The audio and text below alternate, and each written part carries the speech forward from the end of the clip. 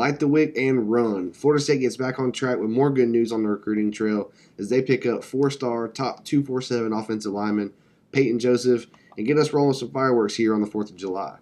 Seemingly starting a trend of fireworks, hot dogs, and Florida State picking up commitments.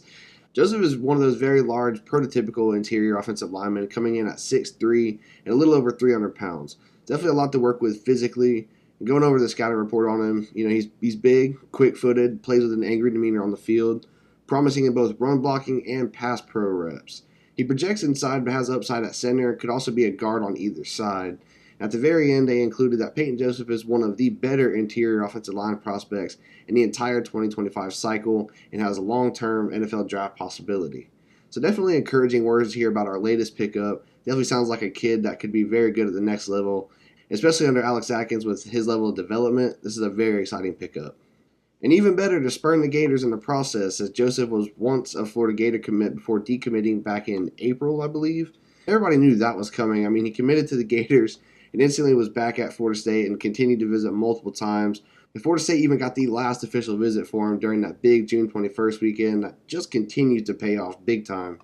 He held offers from all the top dogs in college football, Texas, Alabama, Georgia, but really, especially after he decommitted from Florida, it ended up mainly just a Florida State versus Memphis battle, and Florida State should be winning those every time. So, yeah, not exactly a flip technically, but you love beating out your rivals and Mike Norvell's previous stop here. And while I can't say I'm too surprised given how this one played out, it is nice to have it finalized and have Joseph officially in the fold. We've said it time and time again that the trenches are the focal point for this year's recruiting class, and Joseph joins an already impressive offensive line haul for 2025.